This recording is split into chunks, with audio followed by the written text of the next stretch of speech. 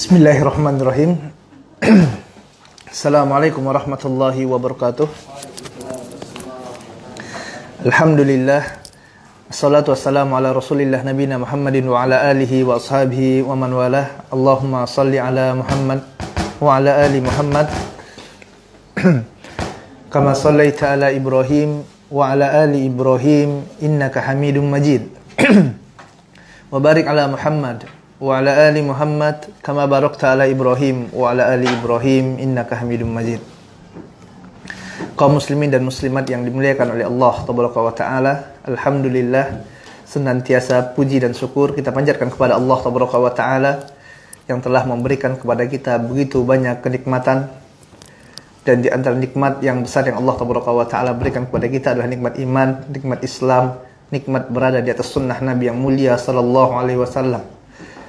Kemudian salawat serta salam senantiasa kita curahkan kepada junjungan kita, suri tauladan kita, Nabi yang kita cintai, Nabi Muhammad sallallahu alaihi wasallam. Begitu pula kepada keluarganya, kepada sahabatnya, dan kepada umat yang istiqomah mengikuti sunnah beliau hingga hari kiamat.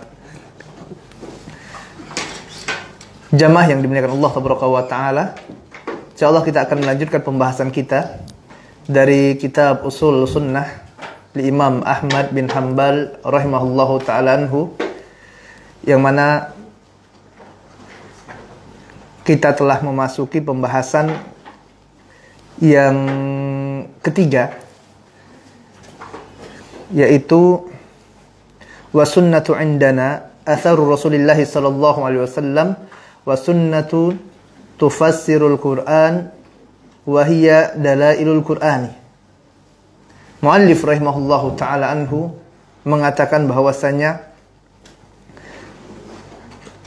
sunnah menurut kami, indana, kata Imam Ahmad rahimahullahu ta'ala anhu, atharu Rasulillah sallallahu alaihi wasallam, dia merupakan asarnya Rasul yang mulia sallallahu alaihi wasallam.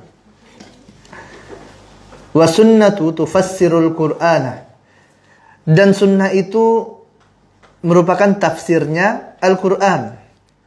Wahia dalailul Qur'ani, dan dia merupakan petunjuk-petunjuk bagi Al-Quran. Ini merupakan di antara akidah atau keyakinan Ahlus Sunnah wal Jamaah yang meyakini bahwasanya sunnah ini merupakan asar dari Rasul yang mulia sallallahu alaihi wa ala alihi wasallam.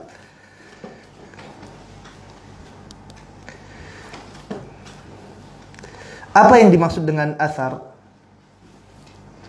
Sunnah, kata Imam Ahmad, dia merupakan asar dari Rasul yang mulia sallallahu alaihi wasallam. Lalu apa yang dimaksud dengan asar ini? Jamaah yang dimuliakan Allah subhanahu wa taala, asar adalah, ya, sebagian ulama menjelaskan tentang makna asar ini, huwa ma yu'saru anis salafi mimma la yasih raf'ahu lin nabi sallallahu alaihi wasallam. Ini sebagian dari ulama menjelaskan bahwa yang dimaksud dengan asar adalah wa ma yu'saru anis salaf, yaitu dia merupakan jejak dari para salaf, dari orang-orang terdahulu, mimma la yasih raf'ahu lin nabi sallallahu alaihi wasallam, yang dia tidaklah marfu, tidaklah sampai kepada Nabi yang mulia sallallahu alaihi wasallam. Ini menurut definisi sebagian ulama. Artinya asar itu adalah jejaknya para salafun saleh yang tidak sampai pada Rasul, tidak marfu. Ini istilah dalam ilmu hadis. Nanti ada yang namanya istilah marfu, ada istilah maqtu. Apa yang dimaksud dengan marfu? Marfu itu yang dimaksud di sini bukan yang akhirnya dhammah, Ustaz, bukan. Ya. Ini kalau dari sisi bahasa benar, marfu itu kalau Ya simpelnya itu dhammah gitu kan. Isim rofa gitu, marfu. Yang dhammah itu marfu. Ini untuk memudahkan antum saja ya, memudahkan antum, walaupun nanti definisi yang lebih detailnya bukan seperti itu. Simpelnya kalau misalnya isim itu dhammah itu marfu, kalau fathah itu mansub. Kemudian kalau kasroh majrur gitu ya. Ini kalau yang baru-baru belajar nahwu, untuk mempermudah memahaminya seperti itu tidak apa-apa. Walaupun nanti bisa dia marfu'nya dengan fathah. Tapi bukan yang ini yang kita maksudkan di sini. Akan tetapi marfu' menurut istilah hadis adalah wa ma udhifa lin nabi sallallahu alaihi wasallam marfu' wa ma litabi'i huwal maqtu'. Apa yang disandarkan kepada Nabi yang mulia sallallahu alaihi wasallam, maka ini adalah marfu'. Dan ilmu hadis yang dimaksud dengan marfu' itu adalah sesuatu yang disandarkan kepada Rasulullah sallallahu alaihi wasallam. Wa ma litabi'i huwal maqtu'. Adapun yang disandarkan kepada tabi'in namanya maqtu'. Jadi berdasarkan penisbatannya hadis itu nanti terbagi menjadi 3. Ada hadis marfu. Hadis marfu tadi dinisbatkan kepada Rasul yang mulia sallallahu alaihi wasallam, disandarkan kepada Rasulullah sallallahu alaihi wasallam. Kemudian ada hadis mauquf. Mauquf ini disandarkan kepada para sahabat ridwanullahu alaihim jami'an. Ini mauquf. Sedangkan maqtu adalah yang disandarkan kepada para tabi'in. Ini untuk sakofah saja, ya, agar antum tahu. Dan nanti ada dalam pembahasan ilmu hadis insyaallah.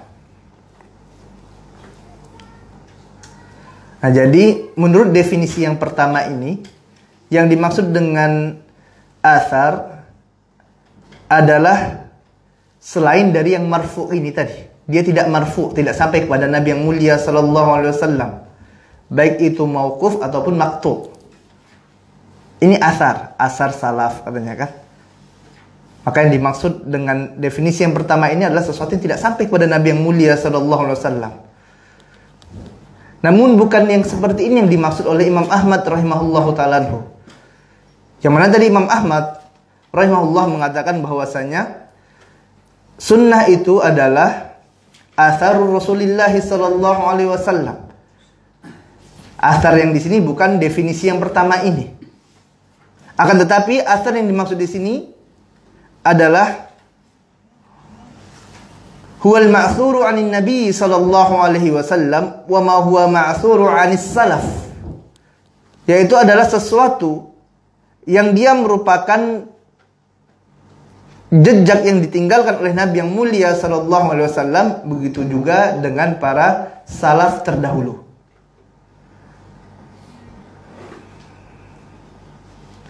Yang mana makna athar di sini ini dekat dengan makna sunnah. Athar adalah sunnah. Ya, serupa dengan makna sunnah. Yang mana sunnah adalah merupakan sesuatu yang sahih. Sunnah, jamaah milik Allah subhanahu wa ta'ala, adalah sesuatu yang sahih datangnya dari Nabi yang mulia sallallahu alaihi wasallam dan difahami dengan pemahaman yang sahih. Sebagaimana yang disampaikan oleh para salaf, baik itu dari kalangan sahabat maupun tabi'in, yang mereka menyampaikannya di atas kebenaran dan petunjuk. Ini adalah sunnah. Jadi seorang yang meniti sunnah Nabi yang mulia sallallahu alaihi wasallam, sama saja dia telah meniti apa yang dilalui oleh para tabi'in. Sama juga dia meniti apa yang telah dilalui oleh para sahabat. Dan inilah yang dilalui oleh Rasul yang mulia sallallahu alaihi wasallam. Itu Rasul yang mulia SAW melewati satu jalan. Kemudian jalan itu pula yang dilewati oleh para sahabat ridwanullahu alaihim jami'an. Kemudian jalan seperti ini pula yang dilalui oleh para tabi'in. Kemudian jalan ini yang dilalui oleh para a'immah. Kemudian jalan inilah yang diikuti oleh orang-orang yang mengikuti sunnah. Inilah jalan yang ditempuh oleh ahlu sunnah.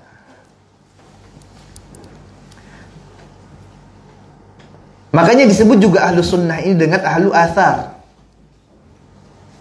Di antara nama lain dari ahlu sunnah adalah ahlu athar. Kenapa? Karena dia melewati jalan yang sama yang dilewati oleh Rasul yang mulia sallallahu alaihi wasallam, sebagaimana jalan ini pula dilalui oleh para sahabat ridwanullahu alaihim jami'an. Mereka mengikuti apa yang ditinggalkan oleh Rasul, mengikuti apa yang ditinggalkan oleh para salafun salih. Jalan ini ditempuh oleh para sahabat. Para sahabat mengikuti guru mereka, itu Nabi yang mulia sallallahu alaihi wasallam. Inilah as-sunnah.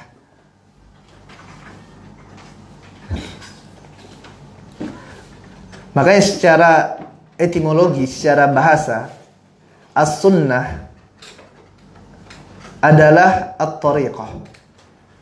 As-sunnah secara bahasa maknanya adalah tariqah.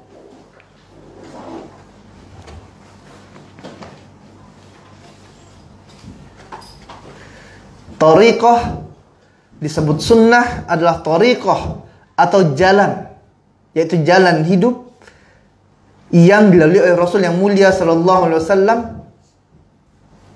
di mana beliau sallallahu alaihi wasallam dan para sahabat melewati jalan tersebut.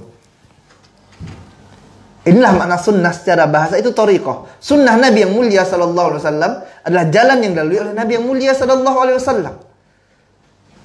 Jalan itu pula yang dilalui oleh para sahabat. Dan jalan inilah yang kita berupaya untuk senantiasa mengikutinya. Jalan inilah yang kita berupaya semaksimal mungkin agar kita tidak menyelisihi jalan tersebut. Jalan yang dengannya seseorang akan sampai kepada surga Allah wa ta'ala. Jalan yang dengannya seseorang akan sampai pada kebenaran. Yang mana apabila seseorang menyimpang dari jalan ini, maka dia pasti akan sesat, pasti akan salah. Kenapa? Karena bukan jalan yang dilalui oleh Rasul yang mulia sallallahu alaihi wasallam. Oleh sebab itu tadi kita katakan sunnah ini maknanya adalah at-tariqah. Ini secara bahasa. Adapun secara istilah jamaah yang dimuliakan Allah tabaraka wa taala, barakallahu fi wa fikum. Semoga Allah tabaraka wa taala memberkahi ana dan antum semuanya. Secara istilah, sunnah ini dapat kita kategorikan menjadi 3 makna. Apabila kita dapati kata sunnah, maka yang pertama, apabila sunnah ini dia disandingkan dengan Al-Quranul Karim, maka yang dimaksud dengan sunnah adalah qaul Muhammadin sallallahu alaihi wasallam. Dia adalah perkataan Rasulullah sallallahu alaihi wasallam. Sedangkan Al-Quran adalah perkataan Allah wa ta'ala, kalamullah. Ini apabila as-sunnah dibandingkan dengan Al-Quran. Al-Quran perkataan Allah wa ta'ala. Sunnah perkataan Rasul yang mulia sallallahu alaihi wasallam. Yang kedua adalah apabila sunnah ini disandingkan dengan bid'ah, maka yang dimaksud dengan sunnah adalah muqabil bid'ah. Sunnah adalah lawan dari bid'ah. Oleh sebab itu ketika dikatakan seorang itu ahlu sunnah, maka dia bukanlah ahlul bid'ah. Begitu juga sebaliknya, apabila dikatakan seorang itu ahlul bid'ah, maka dia bukan ahlu sunnah. Ini apabila sunnah tadi disandingkan dengan bid'ah. Kemudian yang ketiga adalah sunnah ini apabila kita sandingkan dengan wajib, maka ini dia adalah termasuk ahkamu taklifiyah. Dalam bab fikih ada yang namanya wajib, ada yang namanya sunnah, ada yang namanya haram, ada yang namanya makruh, ada yang namanya mubah. Dan sunnah menurut istilah yang ketiga ini yaitu adalah ma amara bihi syari'u la ala wajhi ilzam yusabu fa'iluhu imtithalan wa la yu'aqabu tarikahu. Sunnah menurut istilah yang ketiga ini dia adalah ma amara bihi syari'u, yaitu apa yang diperintahkan oleh syariat Allah Taala la ala wajhil ilzam, yang dia tidak sampai pada tahapan wajib. Ini sunnah. Yusabu fa'iluhu imtithalan, yang pelakunya akan mendapatkan pahala imtithalan apabila terpenuhi syarat-syaratnya. Seorang yang mengerjakan sunnah, maka dia akan mendapatkan pahala dari sisi Allah Taala apabila dia memenuhi syarat yang ditetapkan oleh Allah Taala tersebut. Apa syaratnya? Para ulama menjelaskan bahwasannya pertama adalah dari sisi amil, dari sisi pelakunya. Pelaku yang mengerjakan amalan tersebut haruslah dia seorang muslim, muwahhid, seorang yang beriman kepada Allah, orang muslim yang dia mentauhidkan Allah Taala. Kalau seorang dia melakukan amal soleh, akan tetapi dia tidak beriman pada Allah, dia bukan seorang muslim, maka tidak ada guna amalan soleh tersebut. Tempat kembali orang ini adalah neraka Jahannam.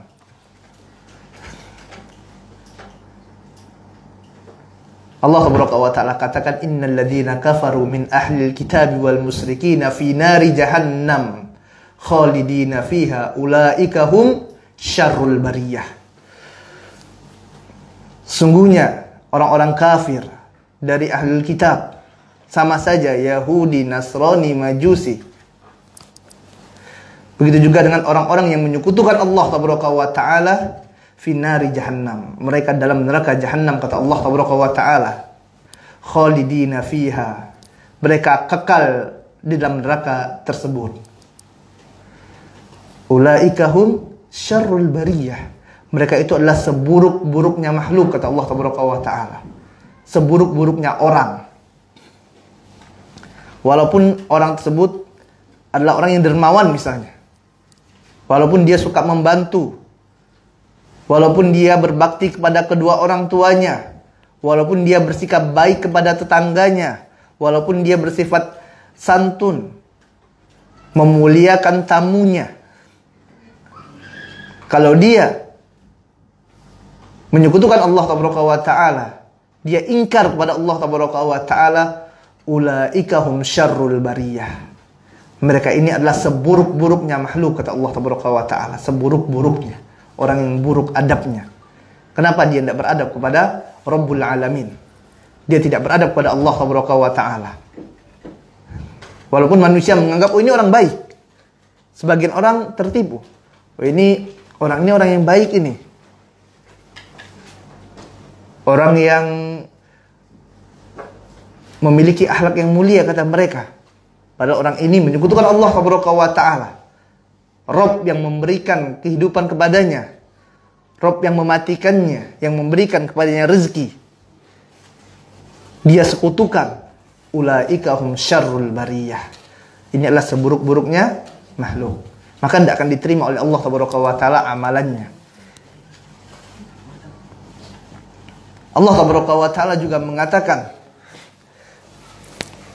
bahwasanya orang yang menyekutukan Allah Taala ini Allah tidak akan terima amalannya. Dihapuskan amalan tersebut oleh Allah Taala. Allah katakan, la in asyrakta la yahbatanna amaluka. Dalam Quran surah Az-Zumar. Apabila kalian sekutukan aku hapuskan amalan-amalan kalian, kata Allah. Salat dihapuskan oleh Allah Taala. Zakatnya dihapuskan oleh Allah Taala. Puasanya dihapuskan oleh Allah. Hajinya dihapuskan oleh Allah Taala. Habis amalannya, tidak diterima oleh Allah Taala. Karena apa? Karena menyekutukan Allah Taala. Karena melakukan kesyirikan, syirkun akbar. Maka tidak diterima amalannya oleh Allah Taala. Makanya syarat amalan yang diterima yang pertama adalah dari sisi amil, yaitu dia harus mentauhidkan Allah. Dia adalah seorang yang muslim, yang mengesahkan Allah Taala. Walaupun orang tadi mengerjakan amalan, ini ikhlas misalnya, dia mengerjakan ikhlas nih, ikhlas kepada Allah Taala. Kemudian dia mengerjakan amalan tersebut sesuai dengan tuntunan Nabi yang mulia sallallahu alaihi wasallam. Kalau dia tidak masuk dalam agama Islam, amalnya tidak akan diterima oleh Allah. Ini akidah kita, ini keyakinan kita. Dan tempat kembali mereka adalah neraka jahanam. Kemudian yang kedua adalah syarat dari sisi amal. Amal ini harus ikhlas dan sesuai dengan sunnah Nabi yang mulia sallallahu alaihi wasallam. Seorang yang beramal riya karena manusia, amalnya tidak akan diterima oleh Allah Taala. Kita beramal harus mengharapkan wajah Allah Taala. Innama nut'imukum liwajhillah la nuridu minkum jazaa'a wala syukura. Kita tidak mengharapkan dari manusia balasan, tidak juga mengharapkan dari manusia ungkapan terima kasih, tidak perlu. Terserah antum mengucapkan terima kasih atau tidak masalah. Kenapa? Karena yang kita harapkan apa? Balasan dari sisi Allah Taala. Kita tidak perlu antum ucapkan terima kasih kah atau tidak, karena anda telah berbuat baik kepada antum, kemudian antum harus berbuat baik juga. Tidak perlu.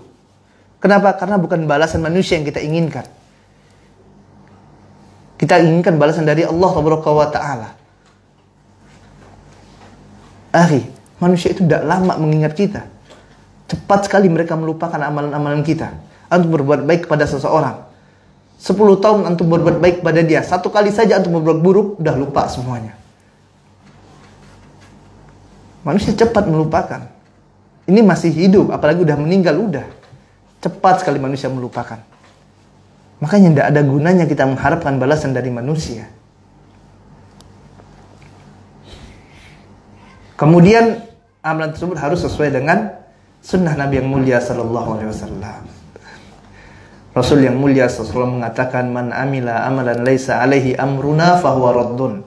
Barang siapa yang mengerjakan suatu amalan yang tidak sesuai, tidak ada contohnya dari kami, maka amalannya tertolak, kata Nabi yang mulia sallallahu alaihi wasallam. Maka apabila 3 syarat ini terpenuhi, maka orang yang mengerjakan amalan sunnah ini, ya, maka dia berhak untuk mendapatkan pahala. Yusabu fa'iluhu imtithalan wala yu'aqabu tarikahu. Dan orang yang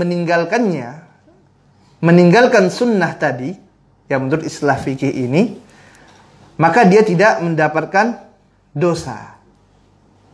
Seorang yang meninggalkan sunnah menurut istilah fikih berdosa tidak mendapatkan dosa. Wala yu'aqabu tarikahu. Namun yang perlu diperhatikan kaum muslimin dan muslimat yang semoga dirahmati oleh Allah Taala. Semoga Allah Taala memberikan hidayah kepada ana dan kepada antum semuanya.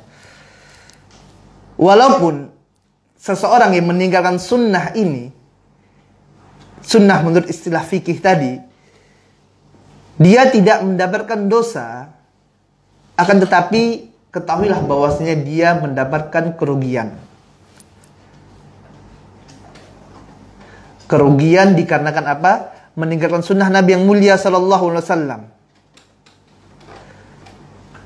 dia kehilangan peluang untuk mendapatkan pahala dari Allah Taala. Dia kehilangan untuk dapat meningkatkan keimanannya kepada Allah Taala.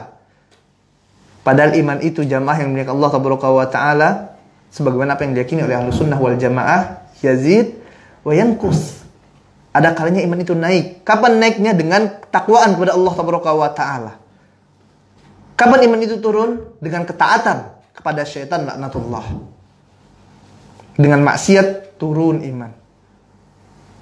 Kita lihat setiap hari berapa kali kita maksiat pada Allah Taala. Banyak maksiat pada Allah Taala. Ini peluang kita. Di saat kita maksiat terus, iman kita turun.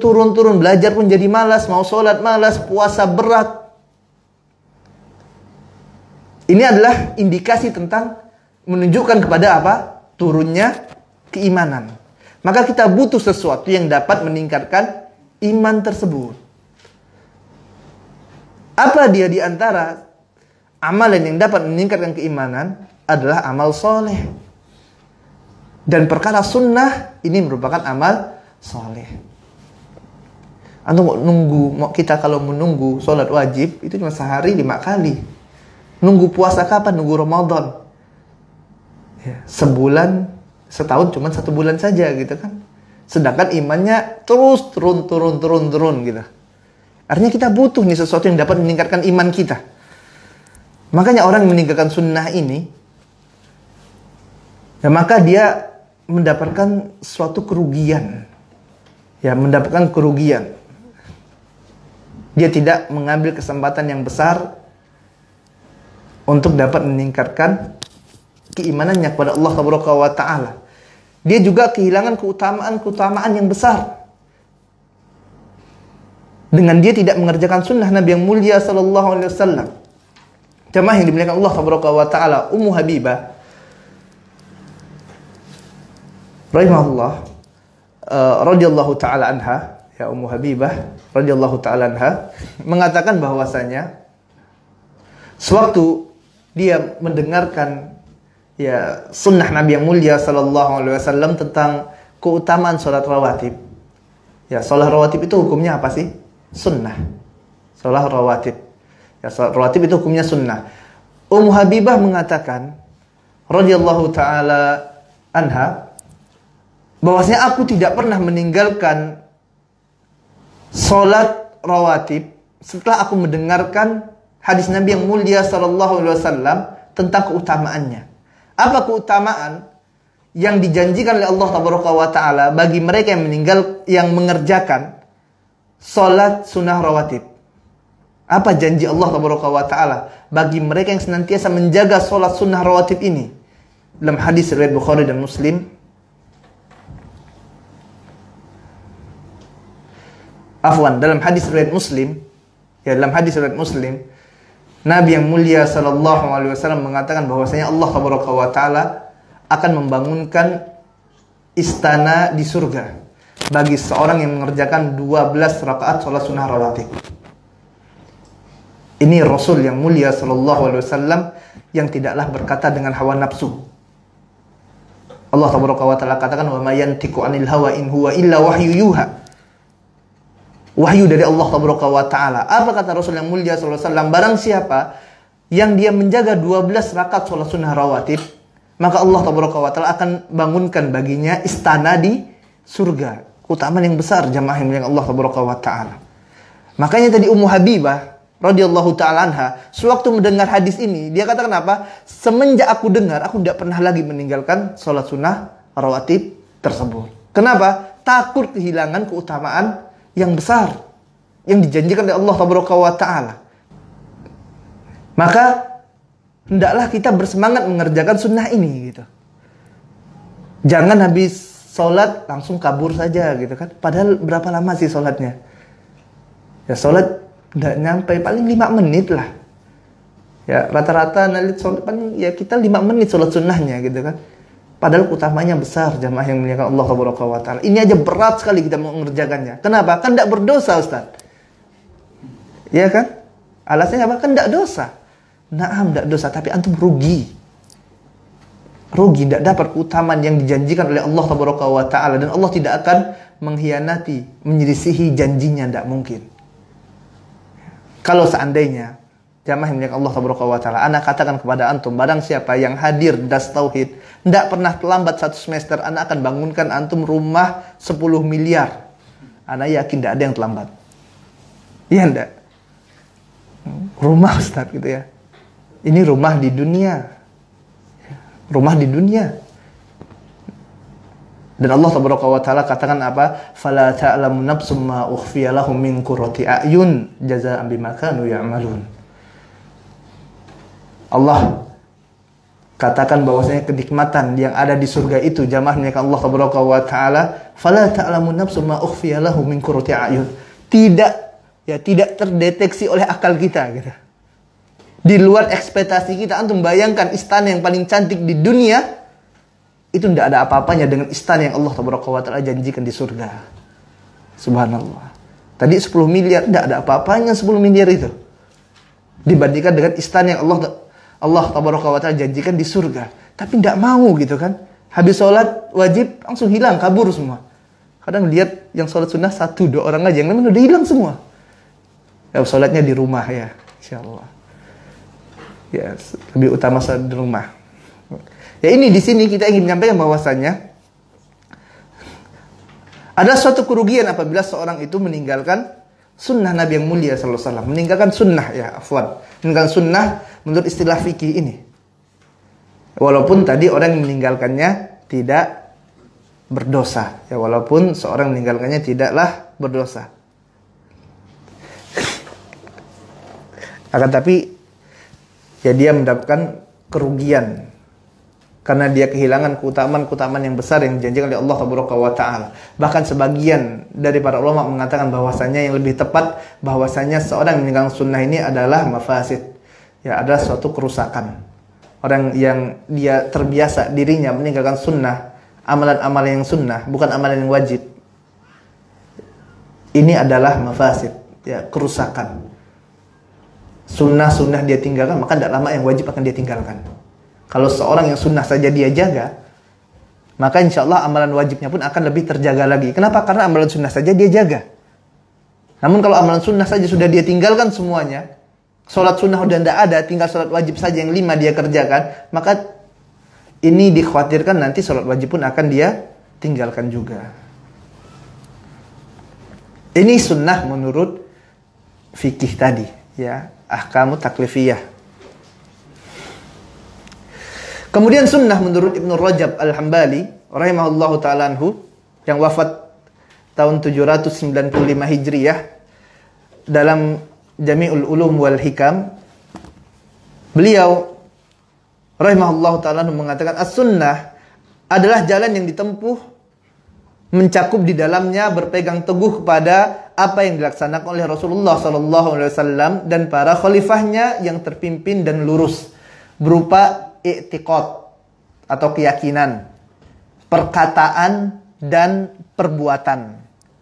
Itulah as-sunnah yang sempurna. Oleh karena itu generasi salaf terdahulu tidaklah menamakan as-sunnah kecuali kepada apa yang mencakup ketiga aspek di atas, yaitu i'tiqad, perkataan dan perbuatan. Muhammad Jamaluddin Al-Qasimi dalam Qawaidut Tahdits halaman 62 mengatakan bahwasanya yang dimaksud dengan as-sunnah ialah segala sesuatu yang bersumber dari Rasulullah SAW dalam bentuk perkataan, baik itu dalam bentuk perkataan, perbuatan dan persetujuan. Qaul, fi'il, wa takrir. Begitu juga dengan sifat tubuh serta akhlak yang dimaksudkan dengannya sebagai tasri', yaitu bentuk pensyariatan bagi umat Islam. Ya, ini adalah definisi-definisi sunnah yang disampaikan oleh para ulama. Adapun sunnah yang dimaksud oleh Imam Ahmad di sini yaitu adalah athar. Ya, sunnatu indana atharu Rasulillahi sallallahu alaihi wasallam. Yang mana sunnah ini, kata Imam Ahmad rahimahullahu ta'ala anhu, wa sunnatu tufassirul Qur'ana wa hiya dalailul Qur'ani. Yang mana sunnah ini, dia merupakan sesuatu yang mentafsirkan Al-Quran. Dan dia merupakan dalail, petunjuk-petunjuk bagi Al-Quran. Dan ungkapan Imam Ahmad rahimahullahu ta'ala anhu ini juga sebagai bantahan bagi sebagian firqah atau kelompok yang mereka mengatakan bahwasanya kita cukupkanlah diri kita ini dengan Al-Quran saja. Kita tidak perlu sunnah. Mereka mengatakan bahwasanya semua perkara sudah ada dalam Al-Quran. Mereka katakan bahwasanya sudah cukuplah bagi kita Al-Quran. Selain Al-Quran kita tinggalkan, termasuk di sini sunnah. Ya, mereka tidak mau menggunakan sunnah. Kelompok ini disebut oleh para ulama dengan istilah ingkaru sunnah. Wahum ta'ifatun yusammunahu bil Qur'aniyin, atau mereka juga disebut dengan apa? Qur'aniyun. Ya, Qur'aniyin atau Qur'aniyun. Ya, firqah ini. Firqah yang mereka hanya mau pakai Al-Quran saja. Mereka memisahkan antara Al-Quran dan As-Sunnah. Mereka memakai Al-Quran akan tapi membuang As-Sunnah. Dan ucapan mereka ini, akidah mereka, keyakinan mereka ini teramat buruk, jamaah yang dimuliakan Allah Tabaraka wa Ta'ala. Ya. Di antara ungkapan mereka adalah ma wajadna fi kitabillahi akhadna bihi. Apa yang kami dapatkan dalam kitabullah, dalam Al-Quran, maka kami ambil. Wa amma sunnah fa innahu la yuqta'u biha wa la yuqta'a bi sihhatiha.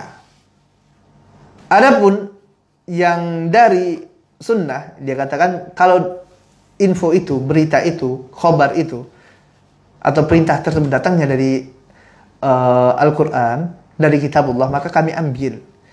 Kalau datang dari sunnah, dari selainnya, maka ini bisa benar, bisa salah. Ya, bisa benar, bisa salah. Sepertinya indah perkataannya. Dia katakan apa? Al-Quran ini kredibilitasnya terjaga. Kalau sunnah, belum tentu. Kalau Al-Quran ini terjaga, kata mereka. Kalau Al-Quran tidak terjaga. Kemudian mereka membawakan firman Allah Tabaraka wa Ta'ala dalam Quran surah Al-Hijr ayat 9. Allah Tabaraka wa Ta'ala katakan, a'udzubillahi minasyaitonirrajim, inna nahnu nazzalna dzikra wa inna lahu lahafizun. Insyaallah, sungguhnya kami yang menurunkan az-dzikra, kami yang menurunkan Al-Quran, kata mereka, dan kami juga yang menjaganya. Ini dalil mereka. Orang-orang ingkar sunnah ini punya dalil tidak? Punya dalil. Ada dalilnya. Ini firman Allah Tabaraka wa Ta'ala. Antum cek dalam Al-Quran. Al-Hijr ayat 9. Anda tidak bohong katanya. Buka Al-Quran. Lihat terjemahannya. Makanya baca Al-Quran itu tidak cukup hanya dengan terjemahan saja. Kalau antum baca terjemahan, nanti terjemahnya sungguhnya kami menurunkan Al-Quran dan kami yang menjaganya. Tuh kan benar kata mereka, orang-orang ingkar sunnah ini. Ya, orang-orang Qur'aniyun ini. Oh iya ya, makanya Al-Quran kan terjaga banyak hafiznya. Kalau hadis, kan ada hadis doif, ada hadis mungkar, ada hadis maudu. Jadi ini bisa jadi ini hadisnya salah. Dan bisa jadi ini artinya kalau yang tidak terjaga seperti ini tidak bisa kita jadikan patokan hukum dong. Ya udahlah, kita ambil ke Al-Quran saja. Udah. Ini bahaya. Rusak akidahnya. Ya. Firqah-firqah sesat ini punya dalil, jamaah yang Allah Tabaraka wa Ta'ala. Ya, mereka ada dalilnya. Sebagaimana orang Khawarij, sewaktu mereka mengkafirkan para sahabat, ada dalilnya tidak? Ada dalilnya. Mereka bawakan firman Allah Tabaraka wa Ta'ala dalam Quran surah Al-Maidah ayat 44. Allah Taala katakan, "Wa man lam yahkum bima anzalallah faulaika humul kafirun." Barang siapa yang tidak berhukum dengan hukum Allah, maka mereka kafir. Maka orang-orang Khawarij bilang para sahabat itu kafir. Ada dalil enggak? Ada dalilnya. Tapi yang jadi masalah adalah apa? Salah dalam memahami dalil. Makanya Syekhul Islam Ibnu Taimiyah rahimahullahu ta'ala menjelaskan sebab orang sesat itu ada dua. Yang pertama adalah ayustadalla bima laysa bid-dalil, yaitu mereka berhujjah tidak pakai dalil. Yang kedua an yukhti'a bi fahmid dalil, yaitu salah dalam memahami dalil. Kalau tidak pakai dalil jelas kemungkinan sesatnya besar. Dan kalau pakai dalil pun dan dia memahami dalil ini tidak rujuk kepada pemahaman para salaf, maka dia pun akan salah, sesat dalam memahami dalil. Dan ini yang banyak terjadi pada firqah-firqah sesat, kelompok-kelompok yang menyimpang. Kenapa? Mereka tidak mau memahami Al-Quran dengan dalil-dalilnya, dengan pemahaman para salaf. Mereka membawakan dalil dan memahaminya sesuai dengan kehendak hati mereka.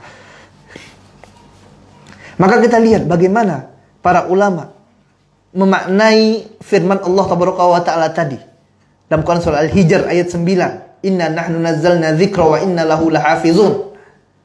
Ibnu Hazm rahimahullahu ta'ala yang wafat tahun 456 Hijriah mengatakan bahwasanya kandungan ayat ini, Al-Hijr ayat 9 ini, bagi orang yang beriman kepada Allah dan hari akhir adalah Allah Taala menjamin terpeliharanya Al-Quran, dan Al-Quran tidak akan hilang selamanya. Bahkan hal ini tidak diragukan sedikit pun oleh seorang muslim.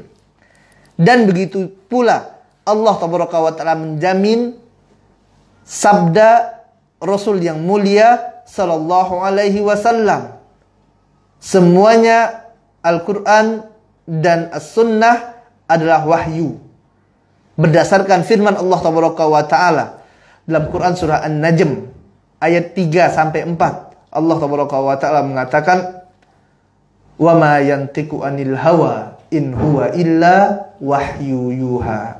Maka wahyu adalah az-zikra dengan kesepakatan seluruh umat Islam, dan az-zikra terpelihara dengan nas Al-Quran. Maka sabda Rasul yang mulia sallallahu alaihi wasallam juga terpelihara dan pasti dijaga oleh Allah tabaraka wa taala. Ini jamaah dengan Allah tabaraka wa taala. Jadi yang dimaksud dengan az-zikra, kata para ulama, itu adalah Al-Quran dan termasuk padanya As-Sunnah. Kenapa? Karena apa yang datang dari Nabi yang mulia sallallahu alaihi wasallam ini apa? Wahyu dari Allah tabaraka wa taala. Allah sendiri yang mengatakan, "Wa ma yantiqu anil hawa in huwa illa wahyu yuha." Maka masuk dalam firman Allah tabaraka wa taala ini yang mendapat penjagaan oleh Allah tabaraka wa taala. Sebagaimana Allah tabaraka wa taala menjaga Al-Quran, Allah tabaraka wa taala juga menjaga hadis-hadis Nabi yang mulia sallallahu alaihi wasallam. Sebagaimana Allah tabaraka wa taala menjaga Al-Quran, Allah tabaraka wa taala juga menjaga As-Sunnah. Maka pemahaman yang mengatakan bahwasanya cukup kita pakai Al-Quran saja, inilah pemahaman yang batil, pemahaman yang sesat, yang salah, yang menyimpang dari siratal mustaqim, menyimpang dari pemahaman para salaf. Syekh Ibrahim Ar-Ruhaili rahimahullahu ta'ala anhu mengomentari tentang firqah ingkar sunnah ini. Beliau rahimahullahu ta'ala mengatakan, beliau rahimahullahu ta'ala mengatakan, "Wala syak anna hadha kufrun wa hadha inkaru li risalatin nabi sallallahu alaihi wasallam wa inkaru li sunnatihi." Tidak diragukan lagi, kata Syekh Ibrahim, bahwasanya mereka yang mengingkari, yang tidak mau pakai sunnah Nabi, yang tidak mau mengakui sunnah, tidak diragukan lagi bahwasanya ini adalah kekufuran, sesuatu yang dapat menyebabkan seorang keluar dari agama Islam. Wa hadza inkaru li risalatin Nabi sallallahu alaihi wasallam. Kenapa? Karena dia mengingkari risalah kenabian. Dia tidak mempercayai Nabi yang mulia sallallahu alaihi wasallam. Wa inkaru li sunnatihi, dan mengingkari sunnah Nabi yang mulia sallallahu alaihi wasallam. Ya, keyakinan seperti ini jamaah yang dimuliakan Allah Subhanahu wa taala, ini dapat merusak rukun iman, yaitu iman kepada Muhammad sallallahu alaihi wasallam. Iman bahwasanya Muhammad sallallahu alaihi wasallam adalah hamba dan utusan Allah. Begitu juga iman kepada Al-Qur'anul Karim itu sendiri. Mereka katakan mereka beriman kepada Al-Qur'an, padahal mereka mengingkari Al-Qur'an. Bukankah dalam Al-Qur'an Allah Taala katakan, ya ayyuhalladzina amanu athi'ullaha wa athi'ur rasul wa ulil amri minkum. Wahai orang-orang yang beriman, taatlah kalian pada Allah, taatlah kepada Rasul dan ulil amri di antara kalian. Allah dalam Al-Quran, mereka katakan mereka beriman. Apa yang datang dalam Al-Quran mereka harus yakini. Ini dalam Al-Quran, Quran surah An-Nisa ayat 59, Allah perintahkan untuk apa? Untuk taat kepada Rasul. Tapi mereka tidak mau taat kepada Rasul yang mulia sallallahu alaihi wasallam. Dan yang maksud taat kepada Rasul, kata para ulama, adalah mengikuti as-sunnah. Ya, mengikuti as-sunnah. Bahkan Rasulullah SAW dalam hadis riwayat Ahmad mengatakan bahwasanya ala inni utitul kitab wa mislahu ma'ahu.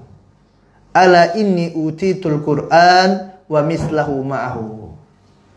Ketahuilah bahwasanya aku telah diberikan Alkitab dan yang semisal dengannya. Ketahuilah bahwasanya aku telah diberikan Al-Quran dan yang semisal dengannya.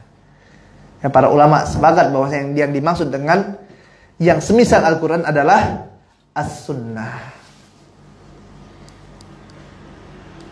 Ya, oleh sebab itu jamaah yang dimuliakan Allah Taala, barakallahu fiyya wa fikum. Semoga Allah Taala memberkahi ana dan antum semuanya. Adalah akidah kita. Ahlus sunnah ini untuk mempercayai Al-Quran dan mempercayai sunnah Nabi yang mulia sallallahu alaihi wasallam. Makanya para ulama dari generasi-generasi senantiasa mengingatkan tentang pentingnya as-sunnah. Ya, tentang pentingnya sunnah. Kenapa? Karena akan ada firqah-firqah yang menentang sunnah ini. Hatta qala ba'duhum Al-Quran yahtaju ila sunnati wa sunnah la tahtaju ila Al-Quran. Sampai sebagian ulama itu mengatakan bahwasanya Al-Quran ini butuh terhadap sunnah, dan sunnah tidak butuh terhadap Al-Quran. Sampai sebagian ulama mengatakan seperti itu. Kenapa? Karena inna sunnata fiha tafsil aktsar. Karena dalam sunnah ini terdapat penjelasan-penjelasan yang lebih mendetail. Ya, dalam Al-Quran ada perintah, tapi perintahnya masih dalam bentuk umum, tidak dirinci. Maka ini butuh sunnah. Nabi yang mulia SAW sebagai utusan Allah Taala datang, diutus oleh Allah Taala untuk menjelaskan apa yang terdapat dalam Al-Quranul Karim. Dijelaskan oleh Rasul yang mulia sallallahu alaihi wasallam. Dan tentulah di sini kata Syekh rahimahullah ta'ala anhu, Syekh Ibrahim Ar-Ruhaili mengatakan tentulah bukan maksud dari ungkapan ini bahwasanya sunnah lebih afdal dari Quran, bukan. Ya, di sini bukan ingin mengatakan bahwasanya sunnah itu lebih afdal dari Al-Quran. Karena tadi kalau di sunnah ini disandingkan dengan Al-Quran, maka sunnah ini adalah perkataan Nabi yang mulia sallallahu alaihi wasallam, sedangkan Al-Quran adalah kalamullah. Lalu bagaimana bisa perkataan makhluk lebih afdal daripada perkataan Rabb? Bukan seperti itu maksudnya. Jangan sampai salah paham. Bagaimanapun tidak mungkin perkataan makhluk lebih afdal dari perkataan Rabbul Alamin. Ya. Tentu perkataan Allah Taala lebih utama dari perkataan makhluk. Akan tetapi yang dimaksud di sini adalah sunnah Ini juga merupakan wahyu yang diturunkan Allah Taala selain dari Al-Quran. Ya, Al-Quran adalah wahyu, sunnah ini pun adalah wahyu dari Allah Taala. Akan tapi sunnah ini lafaznya dari Nabi yang mulia Sallallahu Alaihi Wasallam, dan sunnah ini yang mentafsir atau merincikan isi yang terdapat dalam Al-Quran. Makanya tadi ulama mengatakan bahwasanya Al-Quran lebih butuh terhadap sunnah daripada sunnah terhadap Al-Quran. Faham? Faham tak? Baik, alhamdulillah. Dan yang perlu juga kita catat jamaah milik Allah Taala, ya tidak mungkin Al-Quranul Karim itu bertentangan dengan As-Sunnah, tidak mungkin. Sebagaimana tidak mungkin Al-Quran bertentangan dengan Al-Quran. Ayat dalam Al-Quran bertentangan dengan ayat yang lainnya, tidak mungkin. Begitu juga dengan ayat dalam Al-Quran bertentangan dengan hadis Nabi yang mulia Sallallahu Alaihi Wasallam. Ini adalah sesuatu yang mustahil, sesuatu yang tidak mungkin. Kenapa? Karena berasal dari satu sumber.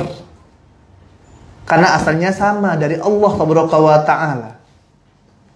Ustaz, faktanya ini, anak ngomong fakta Ustaz. Ada Ustaz, ayat-ayat yang kontradiktif. Faktanya Ustaz, ada ayat Al-Quran dan hadis yang tidak sesuai. Itu gimana? Nah, maka apabila di sini kita dapati ternyata ada ayat Al-Quran dengan hadis yang bertentangan,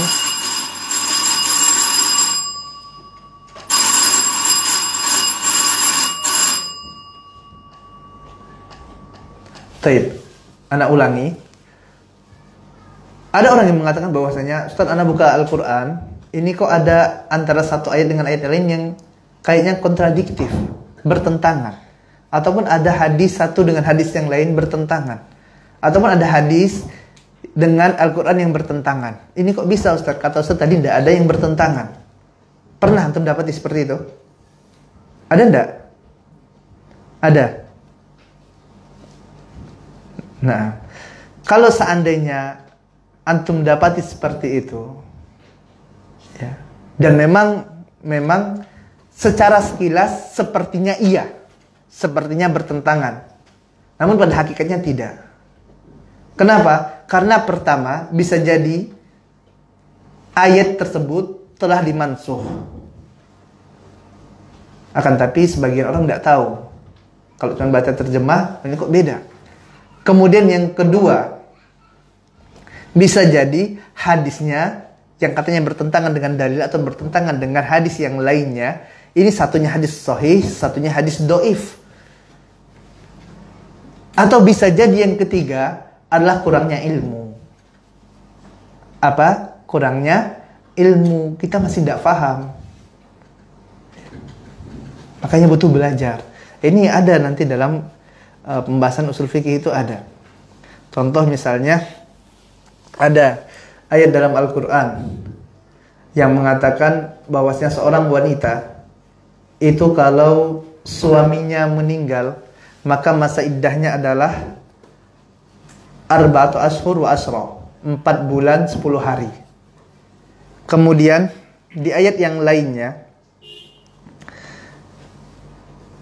Allah Taala mengatakan bahwasanya seorang yang meninggal itu masa iddahnya apabila dia hamil, ya seorang wanita hamil yang suaminya meninggal, kapan selesai masa iddahnya? Hatta yadokna hamlahun, sampai dia melahirkan. Nah, ini kan kayaknya dua ayat ini kontradiktif, ya tidak?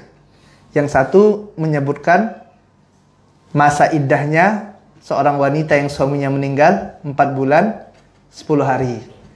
Di satu sisi mengatakan bahwasanya seorang wanita yang hamil, dia suaminya meninggal, maka masa iddahnya adalah sampai dia melahirkan. Yang mana yang kita pakai? Misalnya nih, ada seorang wanita yang suaminya meninggal saat usia kandungannya 2 bulan. Nah, kapan masa iddahnya selesai? Kapan dia boleh nikah lagi? Apakah kalau misalnya pakai dalil yang pertama, maka kapan boleh nikah? 4 bulan 10 hari. Artinya waktu usia kandungannya 6 bulan 10 hari. Udah boleh nikah. Kalau pakai dalil yang pertama tadi. Kalau pakai dalil yang kedua, maka 4 bulan 10 hari tadi masih belum tuh. Karena kenapa? Kandungannya masih, tadi waktu suaminya meninggal baru usia 2 bulan. Artinya masih butuh berapa? Sekitar 7 bulan lagi. Iya kan? Nah, ini gimana jadinya ini? Ada yang tahu enggak? Bingung ya. Nah, ini makanya tuh ikut dars usul fikih nanti. Ya, ini ada di pembahasan di dars usul fikih. Ya. Lalu gimana ini? Ya, kasus-kasus seperti ini seperti bagaimana? Ya. Kasus yang kedua misalnya. Tadi kalau usia kandungannya masih 2 bulan. Sekarang usia kandungannya udah 9 bulan. Usia kandungannya sudah 9 bulan. Suaminya meninggal. Hari ini suaminya meninggal.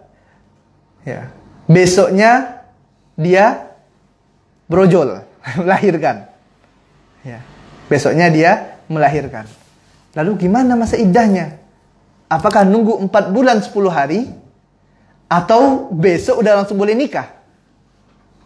Itu gimana tuh? Wah, serius, bingung ya. Nah, ini kan dalil kayaknya kontradiktif, iya enggak? Seolah-olah dia bertentangan. Ustaz, bertentangan ini. Kata Ustaz tadi tidak ada dalil dari Al-Quran dengan Al-Quran yang bertentangan. Tidak ada ayat yang bertentangan. Ini kok kayaknya bertentangan, Ustaz? Nah, maka tadi Anda katakan yang pertama, kalau dia hadis, maka bisa jadi satunya do'if, satunya sahih. Kemudian yang kedua bisa jadi dia satunya mansuh, satunya yang memansuhkannya, yang nasih, gitu kan.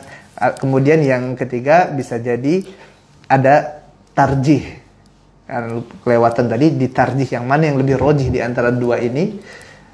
Tak bisa merojihnya dari mana? Kita lihat dalil-dalil yang lainnya. Yang keempat bisa jadi kurangnya ilmu kita, tidak faham. Nah, maka untuk kasus seperti ini tadi, ya, para ulama memakai metode tarjih.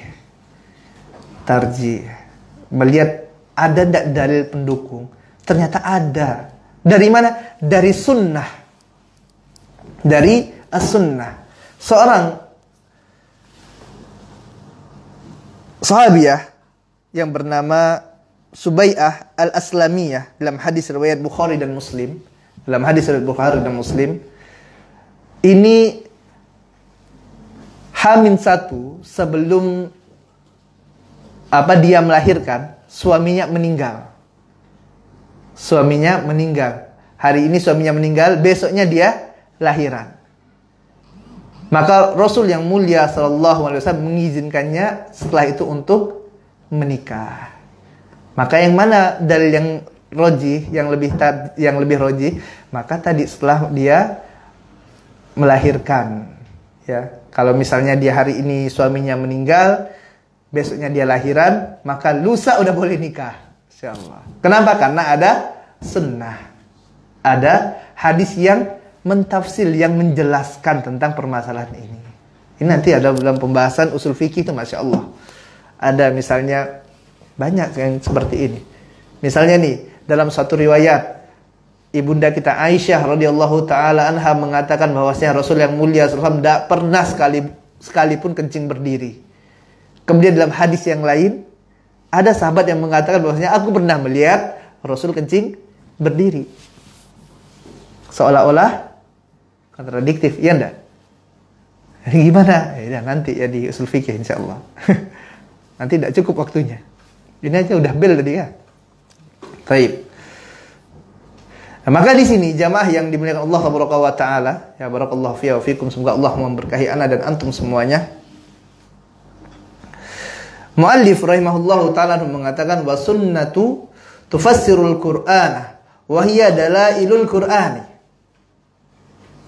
Sunnah ini merupakan tafsir atau penjelasan bagi Al-Qur'anul Karim.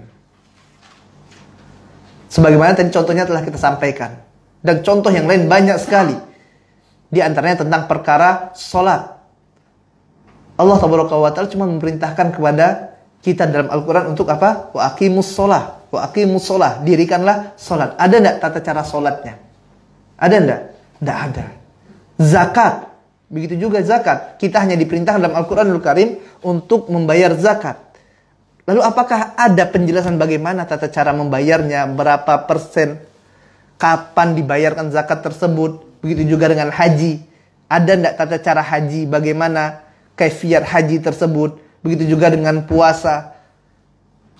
Dan ibadah-ibadah yang banyak, yang lainnya. Yang membutuhkan as-sunnah. Untuk apa? Untuk menjelaskannya. Untuk memperincinya. Maka tidak ada cara lain bagi seorang muslim untuk menerima, melainkan mereka harus menerima as-sunnah. Ya, tidak ada alasan untuk tidak menerima sunnah.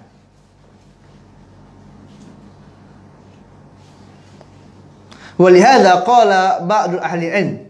Oleh sebab itu berkata sebagian para penuntut ilmu, para ulama, ya, para ulama mengatakan, man jadala wa qala yakfina kitaballah, barang siapa yang mendebat kalian, yang mengatakan kepada kalian cukuplah bagi kita Al-Qur'an, yuqalu lahu aina tajidu min kitabillah annal fajra raq'atan.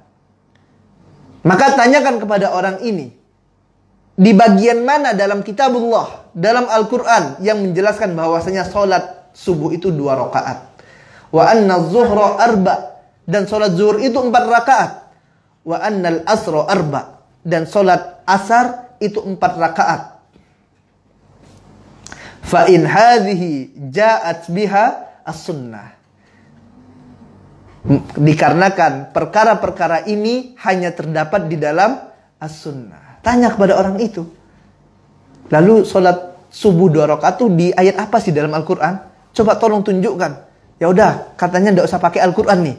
Tidak usah pakai as-sunnah, pakai Al-Quran saja. Tunjukkan kepada kami dalil dalam Al-Quran yang menjelaskan bahwasanya sholat fajar itu 2 rakaat.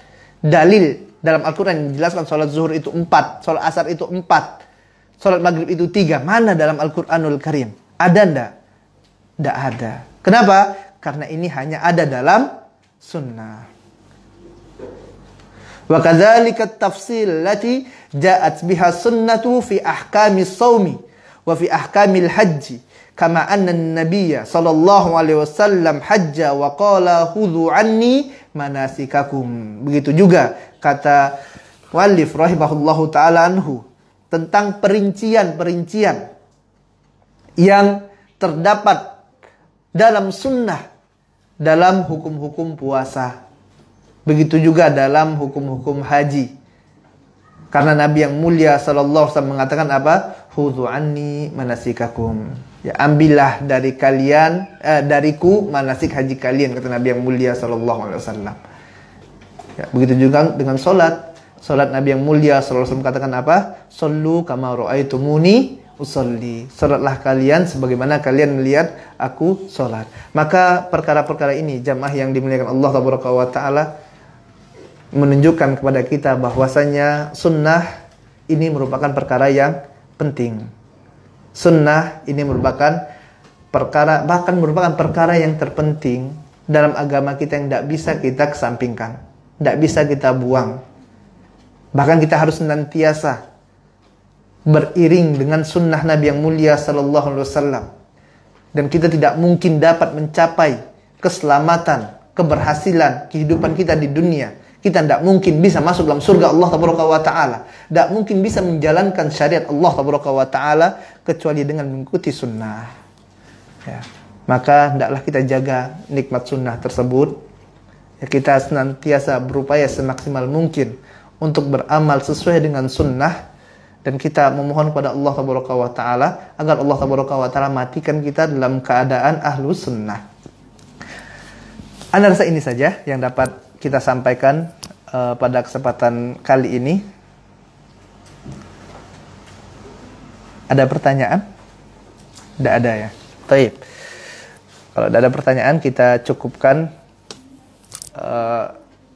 apa yang benar dari apa yang Ana sampaikan ini datangnya dari Allah Tabaraka wa Ta'ala. Dari yang salah silakan nanti bisa dikoreksi, disampaikan. Murni datangnya dari kelemahan ilmu Ana dan dari syaitan. Kita cukupkan majelis kita ini dengan membaca doa kafaratul majelis. Subhanakallahumma wa bihamdika asyhadu an la ilaha illa anta astaghfiruka wa atubu ilaik. Assalamualaikum warahmatullahi wabarakatuh.